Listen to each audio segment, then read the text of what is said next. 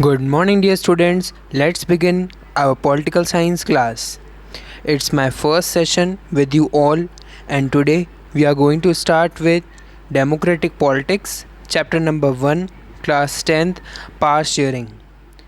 In this chapter, we are going to discuss the two major cases of two different countries. First is Belgium, and the second is Sri Lanka.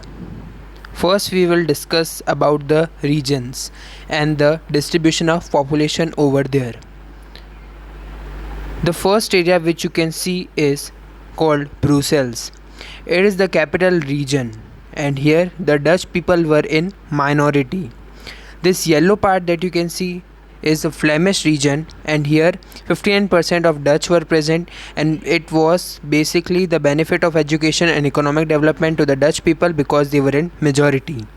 This red region is a Wallonia region where the 40% people were of French and they were rich and powerful. And the remaining shaded portion you can see it is German, which composed of 1% people. So you can see the overall country of Belgium, and you can see over here the Brussels, the capital, had Dutch in minority, whereas in Flemish and Wallonia the Dutch were in majority. But in Wallonia 40% were French, but they were rich and powerful and hence they were dominating, and German were very rare. Let's discuss for Sri Lanka the ethnic communities that were present in Sri Lanka. The yellow part you can see composed of the Sinhalese. These were 74%. Sinhala means the Buddhist people over there. After that, the red portion which you can see composed of Muslims, which were 1% in Sri Lanka. Then you can see the red portion above that contained the ethnic community of Sri Lankan Tamils, which were N and E Hindu Muslims, and then Indian Tamils were there, which were Hindu Muslims, which you can see in the black region.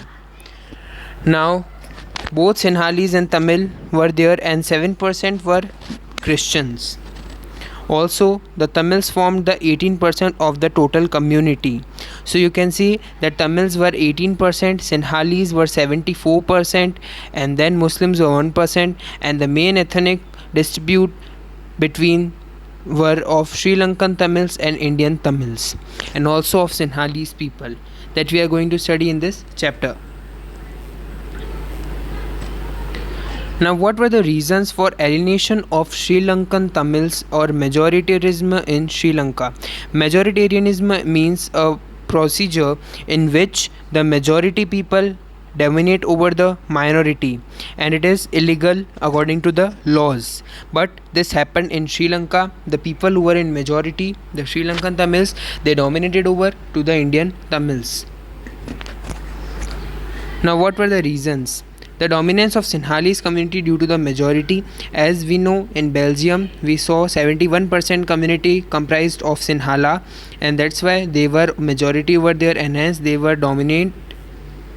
1956 Act that was there in Sri Lanka, it made Sinhala as the only official language that is to be followed in Sri Lanka, and the Tamil language was not valued.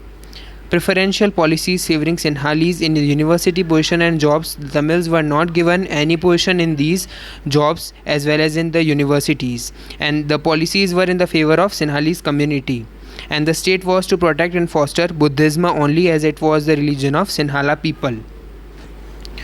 Now, what was the position of Sri Lankan Tamils in Sri Lanka? Launched political parties and struggles for recognizing Tamil as an official language. So the Sri Lankan Tamils, as well as if we talk about the combined Tamils, they launched various types of political parties. They launched various struggle for recognizing the Tamil as an official language, and they also organized various types of rallies. And then they demanded autonomy, which is a condition of equalization between all the communities, and the equal opportunity should be provided in education as well as in jobs between both Sri Lankan Tamils, Indian Tamils, and the Sinhala people. And the political organization was formed which was demanding an independent Tamil Elam. Elam means estate. So the political organization was organized by Tamil people, which demanded a separate Tamil estate to be formed in the north and east Sri Lanka. Now let's discuss the civil war. So both sides started distrusting each other, and the effects were social, cultural, and economic setback. That was a major effect, and because the Sinhalese and the Tamils were now rival among themselves. Now let's see about the Belgium. The power sharing by accommodation in Belgium. We see the two cases of Belgium and Sri Lanka. We saw that how the Belgium had accommodated its own power and has distributed the equality, whereas Sri Lanka was unable to do it, and hence there was a majoritarianism in Sri Lanka, which is given on NCERT page number 3. Equal number of ministers from Dutch and French speaking areas in the central government. It was no matter whether someone was in minority or majority.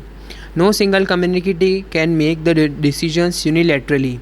Means we see that in the case of Sri Lanka, we saw that Sinhala community developed themselves the policies which favored Buddhism as well as their university positions and for job applications. But over here, it is compulsory that no single community can make the decisions unilaterally or by itself. The transfer of power from center to state and state government will not be able to subordinate to the center government. And the separate government should be there in Brussels with equal representation of both French and the Dutch. Also, the formation of community government elected by people belonging to one language community, that was Dutch, French and German, wherever they live. So it was not restricted to any special area. They can live wherever they want, and this has a power regarding cultural, education and language related issues. So everything was equally divided in the Belgium among French and Dutch people. The communities were formed and they were given equal positions everywhere. And also when we see of the Brussels, there the Dutch were in very minority, only of 1%, yet the government represented equal amount of Dutch and French representatives. Now what was the result of power sharing? The country united respecting the feelings of different communities and region in Belgium. So you can see how the graph is formed. Now let's see the Belgium and Sri Lanka. Now let's see first similarities. Belgium is also a democratic country and Sri Lanka is also a democratic country, but the democracy was truly followed in Belgium, when in the case of Sri Lanka we saw there was no democracy that was followed in Sri Lanka. Differences were that power sharing arrangement is different. In Belgium, we saw that how the power sharing had accommodated well in Belgium country, and also that Dutch people and the French people were given an equal position in the politics. Whereas in Sri Lanka, we saw that the Sinhalas that comprised of majority had a majoritarianism policy which already protected and fostered Buddhism and gave them a university position, job applications, whereas the Tamils were discouraged. Now what is unique about Belgium? We saw till now how accommodation took place in Belgium and we compared Sri Lanka and Belgium. So what do we find unique about Belgium? The leaders have realized that the unity of country is possible only by respecting the feelings and interests of different communities and region.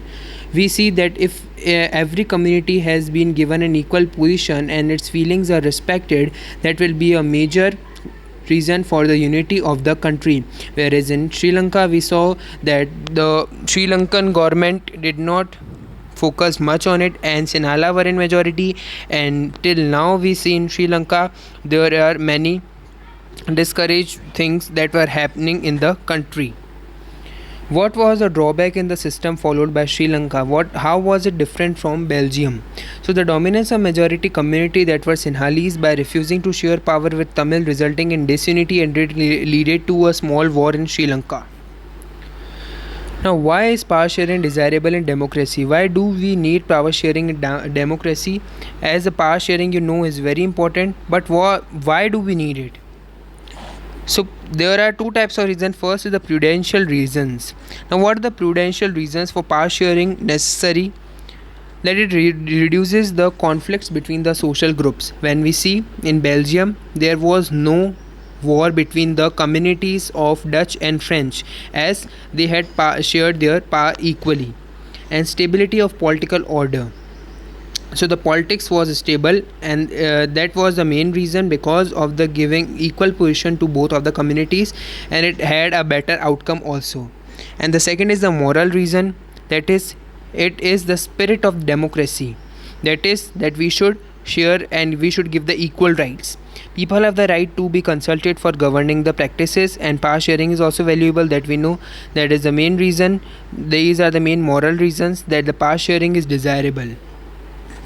Now, why in a democracy should be political power be distributed? This is a very important question. So people are the sources of all the power, this we know very well, and people rule themselves through institutions of self-governance because they appoint or they choose the leaders who represent them in the politics. Due to respect is given to diverse groups and views, means to all the minority groups which are present, and also all have a voice in shaping the public policies. That's why democracy is should be political power should be distributed among all the communities. Now in the next